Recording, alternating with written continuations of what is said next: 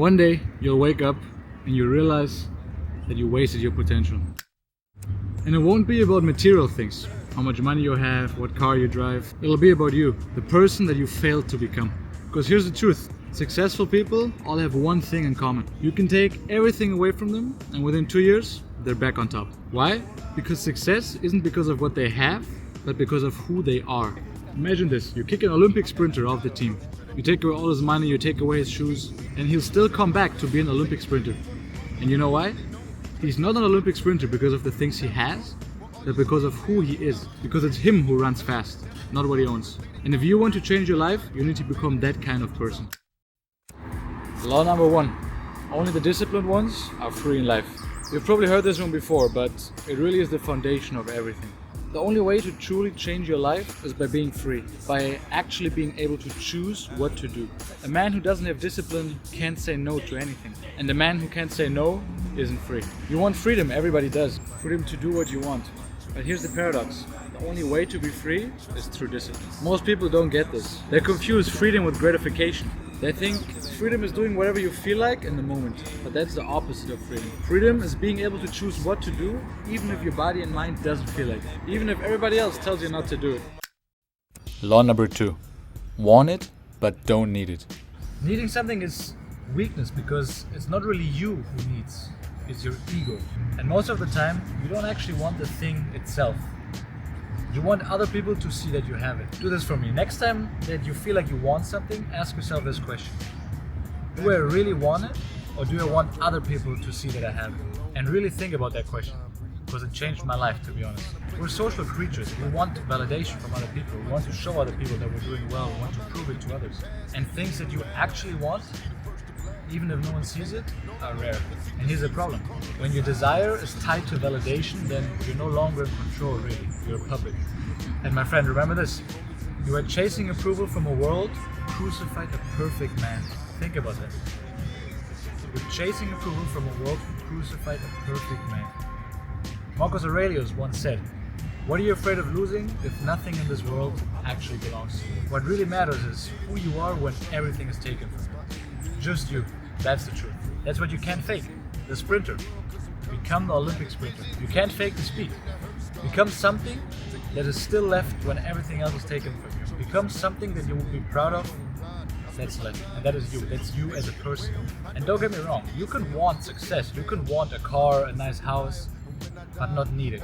That is the big difference. Because truly the man who doesn't need is untouchable. Nothing owns him. Law number 3. You can't choose the cards that you're dealt, but you can always choose how you play your hand.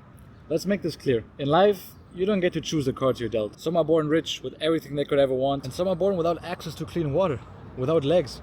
You don't get to choose where you spawn on the map of the world. But the truth is, you can choose how you play the hand. And once you accept that, and once you stop blaming the cards, you realize something. Your disadvantage might actually be your biggest advantage. Why? Let me tell you about Law 4. Law number 4. The strongest has suffered the most. My friend, think about the person that you want to become.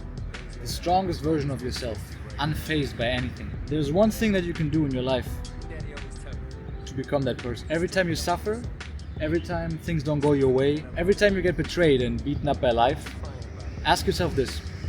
What does life want to teach me with this? The strongest people you know, they aren't strong because life was always easy for them. They're strong because life broke them. And they got up again and learned. If you want patience, how do you get it? By getting your patience tested again and again. And getting impatient at times and learning from it. You understand that concept. To get more patient, you need to get tested again and again. And you need to lose your patience at times. And learn from it. Law number 5. A man can endure anything except for a lack of meaning. Humans can survive almost anything. Being stranded on an island, living on the streets. But there's one thing a man cannot endure, and that's a lack of meaning. Let me explain it to you. Why do you see people with money and fame, having everything, still empty? Why is it that every hyper-successful person has been divorced 5 times, is depressed, is taking medicine? Why aren't they truly happy if they've achieved everything? They beat everybody. They have everything they could have ever wanted. It's because without meaning, nothing will fulfill you. And with meaning, you give everything a reason. You give your suffering a reason. You give your scars a reason. You take your scars and decide that they weren't wasted. They were there for a reason because they made you stronger and they bring you closer to your goal. I have a scar, a big scar on my forehead. Why doesn't it bother me? Because it has a meaning. Because when I got it, I was fighting for something. And it got me closer to where I want to be. I wouldn't have wanted it any other way. I wouldn't change it now. Why? Because I have a meaning. I have a purpose behind it. And without meaning, every success means nothing. But when you have meaning, when you know why you are fighting, you can endure anything. What do you live for? What is it that you want out of life? I can tell you this. Most people don't have a clue. They have no idea what they live for. Ask your friends, family. If money and status were no object in this life, what would they do? What would they do every day? What would they want out of life?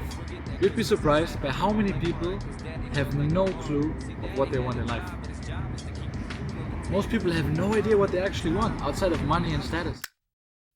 Law number 6. Have no hate or fear in your heart. One of the most important laws and harder to understand than the other ones. That's why it's the last one. Both faith and fear demand you to believe in something that you can't see. So it's really up to you which one you choose. Do you choose to have faith or fear? Every scripture, every teaching, every holy book in the history of mankind, they all say the same thing. Do not fear. Do not fear. Because fear is the leash that the world has on you. It keeps you in place. It keeps you obedient. Think about that again. Fear keeps you in place. Fear keeps you obedient. Because it keeps you from doing the things that you want to do. And hate poisons you. It makes you weak. It makes you irrational. And it really corrupts your heart. It perverts you. And here's the important thing. Don't hate those who harm you.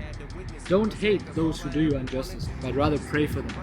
For they don't know what they're doing. Another quote that I love. Never attribute to malice what can be attributed to incompetence. Wow, incredible quote. The man who has no hate and no fear is untouchable. He's able to walk through chaos with peace. That's the man who can't be broken. That's the man you need to become.